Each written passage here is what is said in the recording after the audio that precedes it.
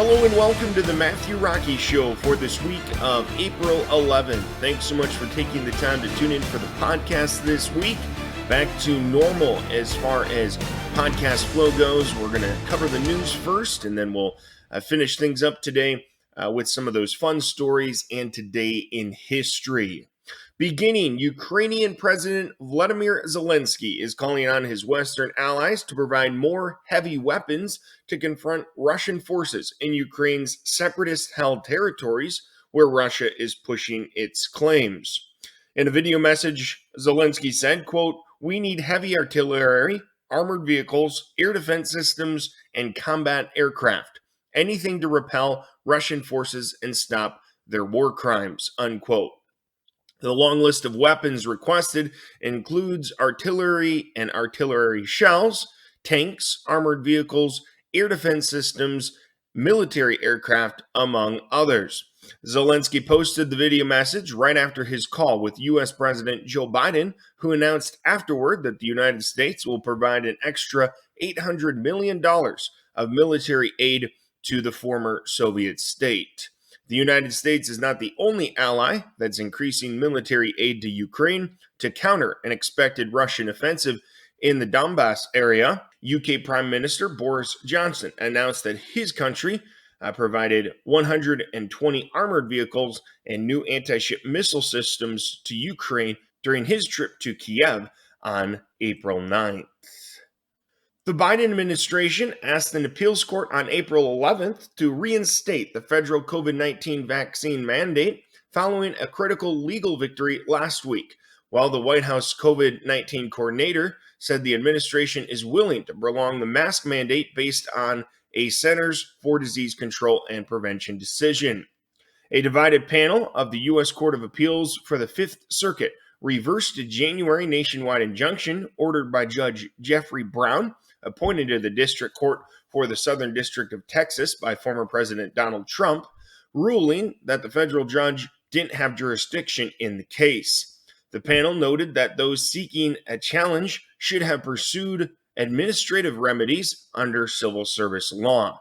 The 2-1 win paves the way towards the reinstatement of the federal COVID-19 vaccine mandate, while the Justice Department has requested that the New Orleans-based appellate court takes, quote, appropriate steps so that the government may resume implementation and enforcement, unquote, of the mandate.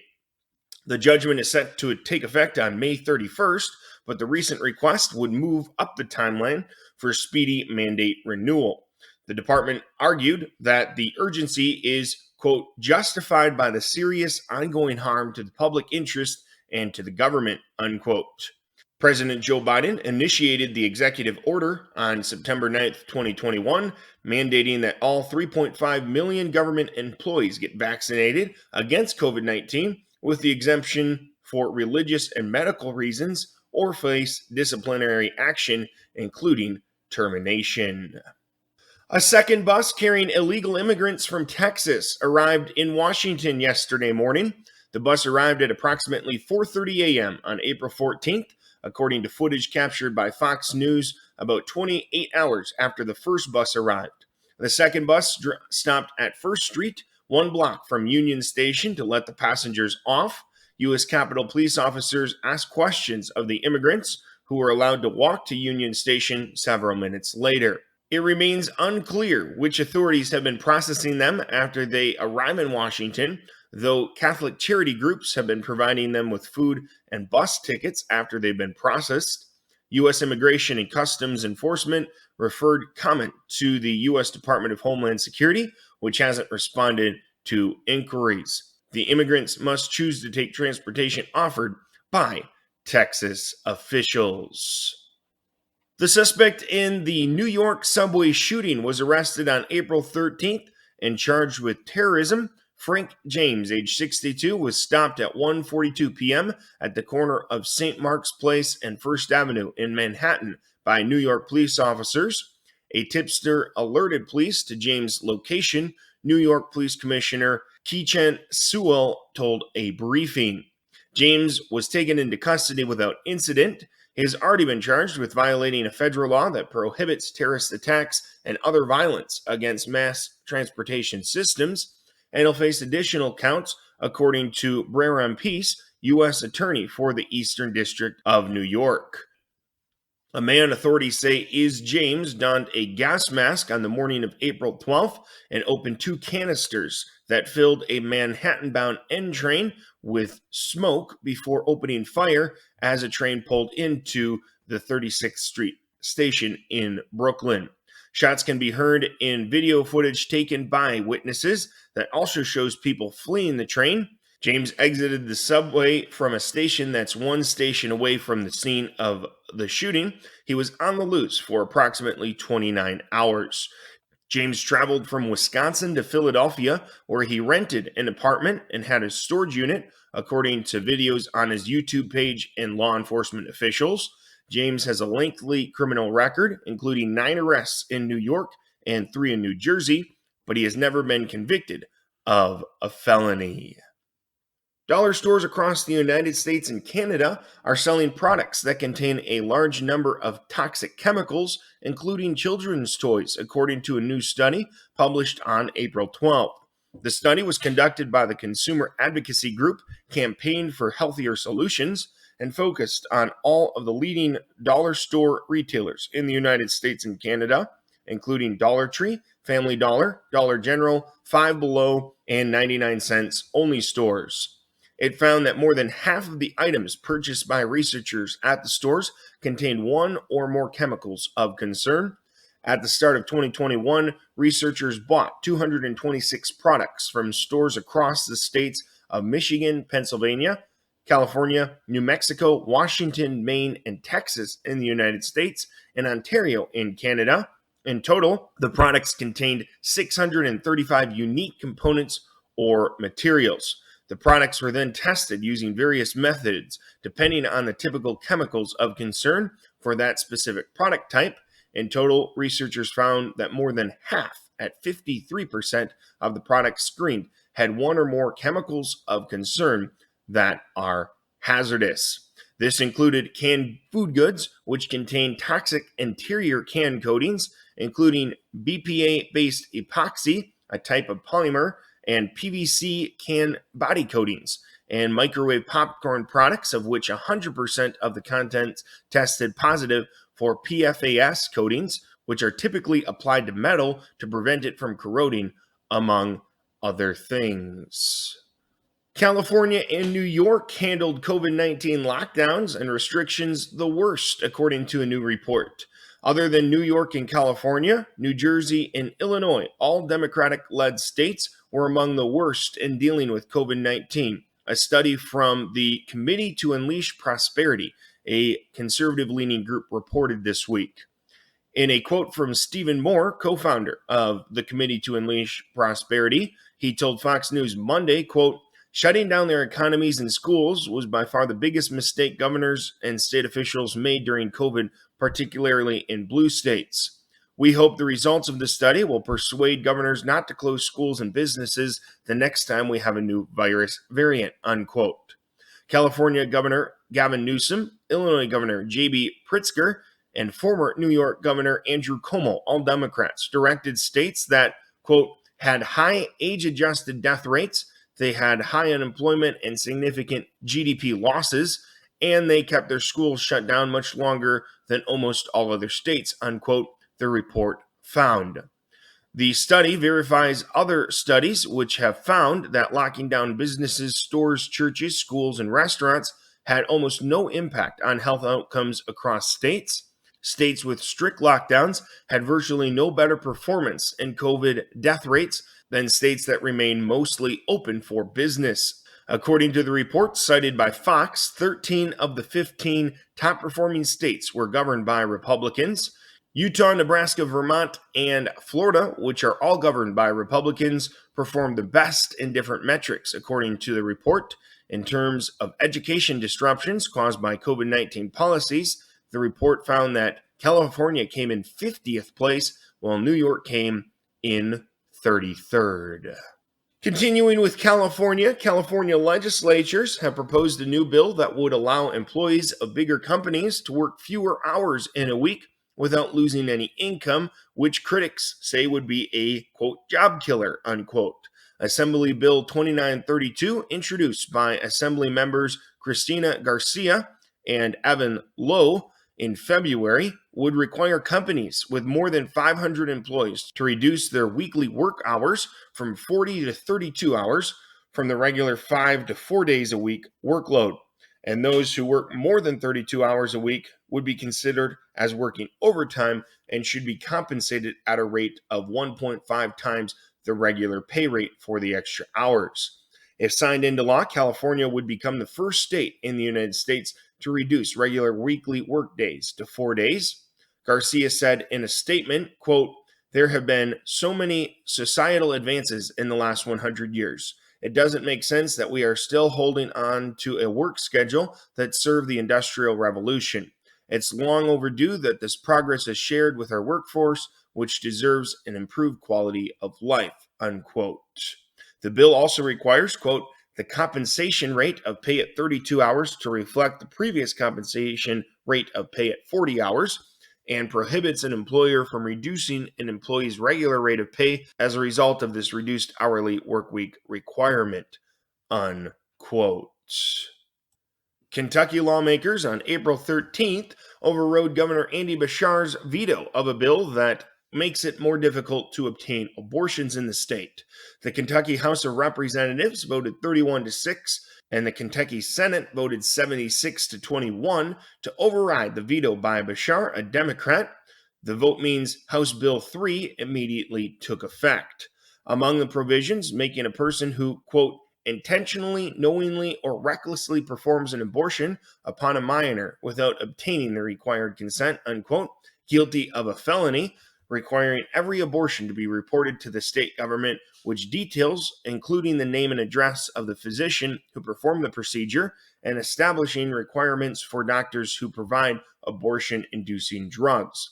Beshear, who vetoed the bill, said it was because it lacked exceptions for rape or incest and because it bans abortion after 15 weeks of pregnancy down from 20 weeks. Kentucky Representative Rachel Roberts, a Democrat, who has said she was raped when she was 14, said on the House floor that she opposed the bill for similar reasons. Planned Parenthood and American Civil Liberties Union have vowed to file a lawsuit against the law. Georgia Governor Brian Kemp on Tuesday signed a bill into law that immediately allows permitless handgun carry for most residents in the state. The measure, Senate Bill 319, dubbed the Georgia Constitutional Carry Act, passed the legislature April 1st, mainly among party lines.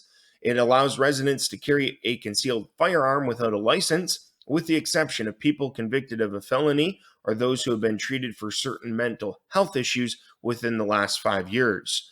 The Republican governor said at a signing ceremony that the new law allows Georgians to, quote, "protect themselves without having to have permission from your state government," unquote.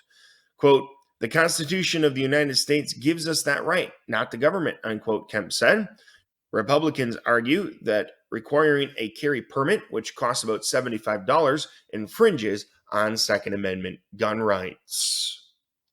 Oklahoma Governor Kevin Stitt has signed a ban on abortions in the state, except in medical emergencies. Stitt wrote on Twitter after signing the bill on April 12th, quote, "As governor, I promised to sign every piece of pro-life legislation that hit my desk. Today, I kept that promise by signing SB 612 into law, once again showing the world that Oklahoma is the most pro-life state in the country."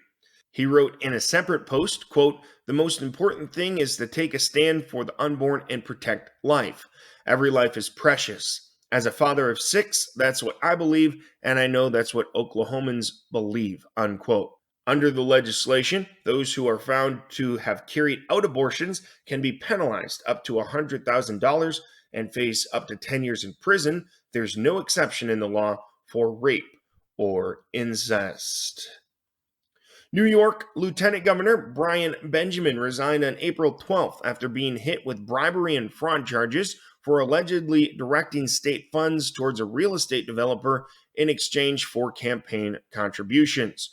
Benjamin, age 45, second in command to Governor Kathy Hochul, resigned hours after federal prosecutors unsealed an indictment and arrested him on federal bribery charges.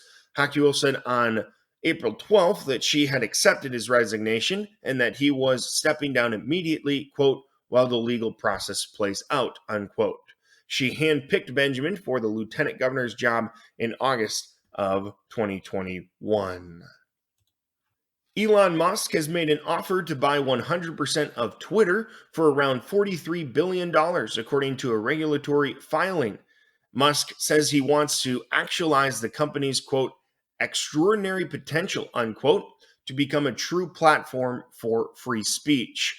Musk offered to buy out Twitter for $54.20 per share in cash, according to a letter addressed to Twitter chairman Brett Taylor, attached as an exhibit to a filing with the Securities and Exchange Commission on April 14th.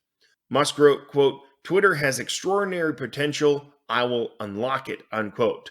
The move amounts to an offer to transform Twitter into a private company, effectively giving Musk control of how it is run.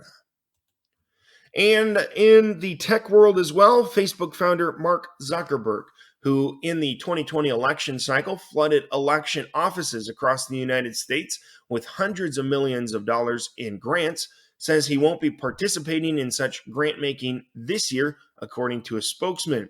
Zuckerberg and his wife Priscilla Chan made $419.5 million in donations to nonprofits, dubbed Zuckerbucks or Zuckbucks, as some have called the money.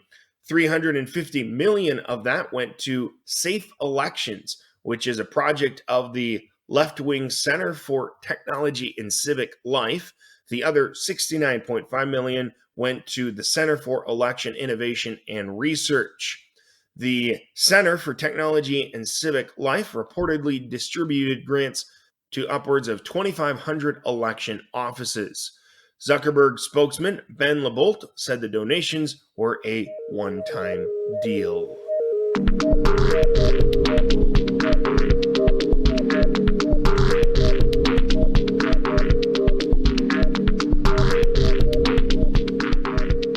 Well, we move into our final part of the Matthew Rocky Show for this week, and we're going to take a look at today in history, as well as a few of those unusual and interesting stories. Also got some other commentary to throw in. I know a surgeon that puts organs back in upside down. I told him that's not really funny, but he told me it's an inside joke. That's terrible. I'm an expert at picking leaves and heating them in water. It's my specialty. All right, let's take a look at today in history, going back first to Monday the 11th. It was on the 11th in 1968, President Lyndon B. Johnson signed into law the Civil Rights Act of 1968, which included the Fair Housing Act, a week after the assassination of Martin Luther King Jr. It was in 1865, going back in history, President Abraham Lincoln spoke to a crowd outside the White House, saying, quote, "We meet this evening not in sorrow, but in gladness of heart," unquote. It was the last public address Lincoln would deliver. Moving to the 12th of April, it was on that day in 1861 that the Civil War began as Confederate forces opened fire on Fort Sumter in South Carolina. It was in 1945 that President Franklin D. Roosevelt died in Warm Springs, Georgia, at the age of 63. On April 13th, a few notes to mention. First of all, in 1743, the third president of the United States, Thomas Jefferson, was born in Shadwell in the Virginia colony. 1743.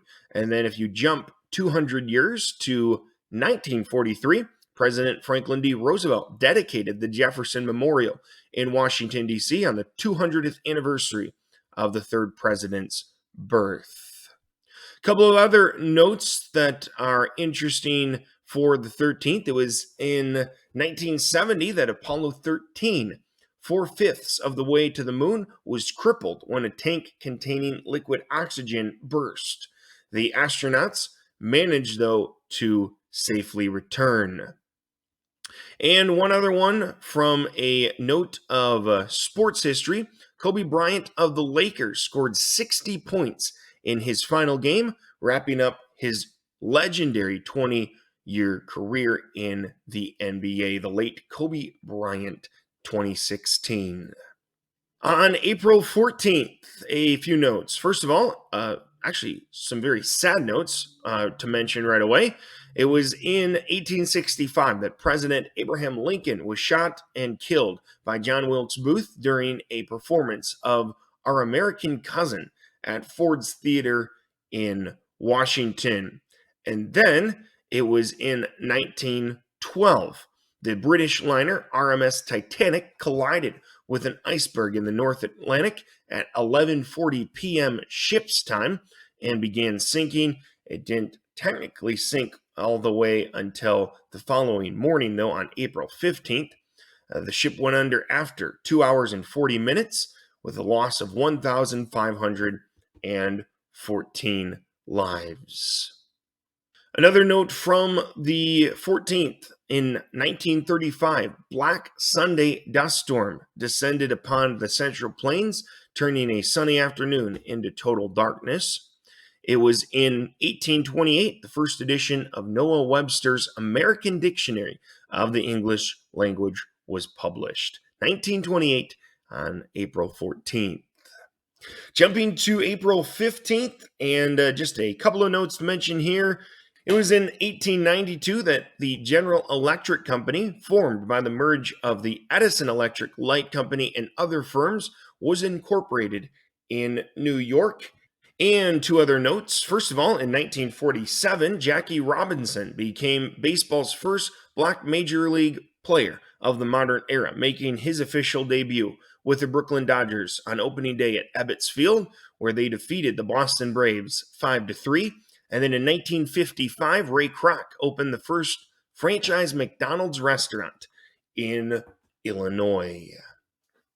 Well, I hope you enjoy all those Today in History notes and facts from this past week. And each time I'm able to bring them to you, as somebody who loves history, I always love bringing in those little pieces of history and looking back and kind of putting together a picture of how the whole story fits together when things happen and remembering things of great importance.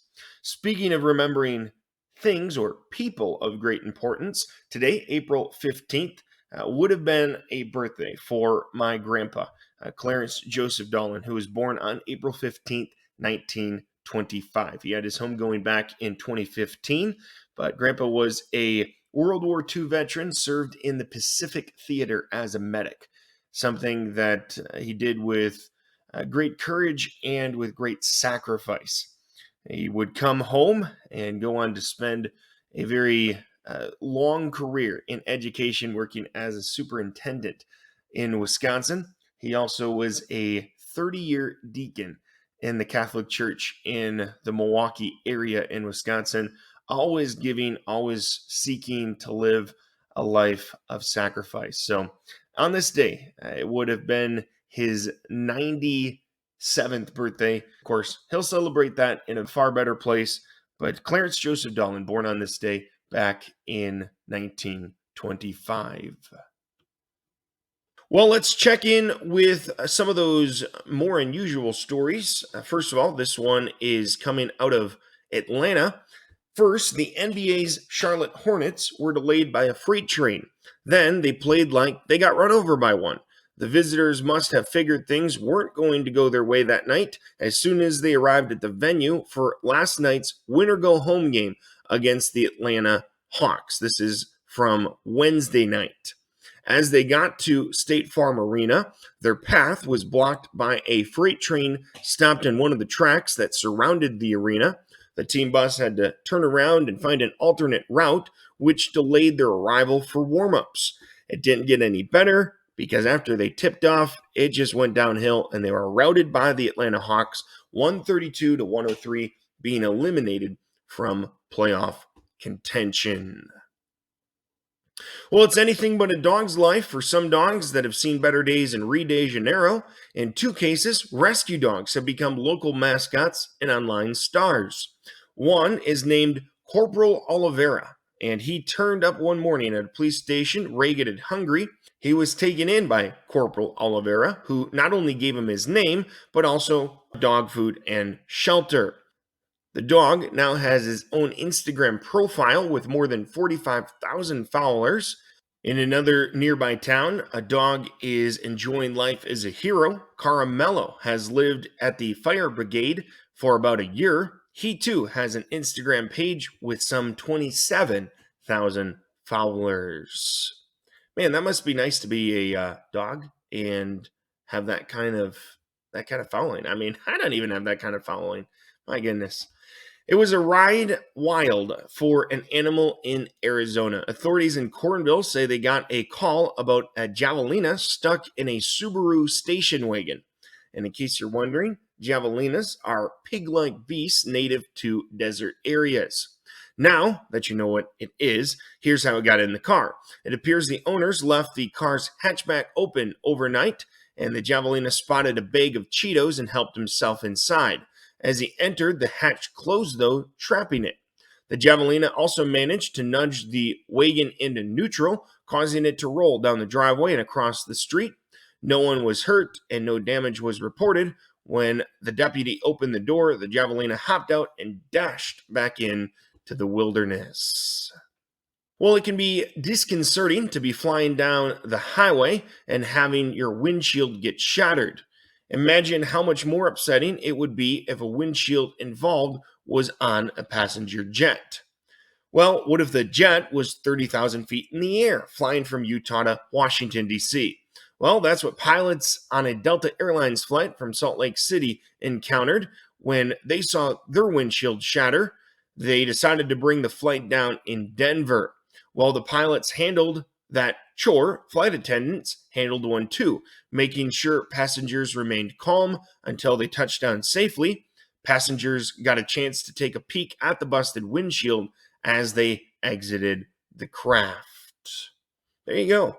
That would be quite frightening, but praise the Lord that they were able to get down on the ground safely. But honestly, it would be somewhat frightening, but it would actually be a little bit of an entertaining story to tell, especially if you were late for somewhere in Washington and say, well, the reason why I was late is because the windshield on our plane shattered. Like, probably a lot of people don't get to tell a story like that. Well, you'd have to be one bear of a guest or pest at someone's house to earn the title of worst house guest ever. And Melissa Ann Kelly Champney of Grafton, New Hampshire says in this case, the tag was well deserved.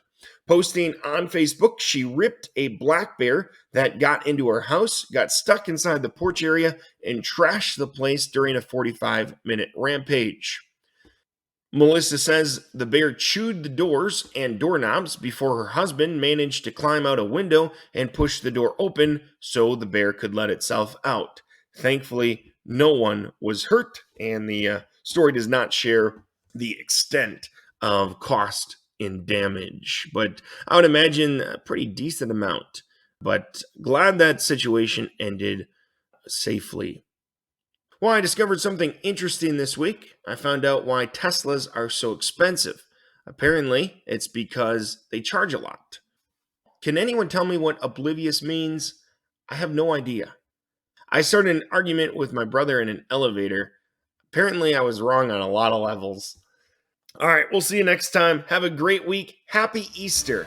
And join me next week on The Matthew Rocky Show.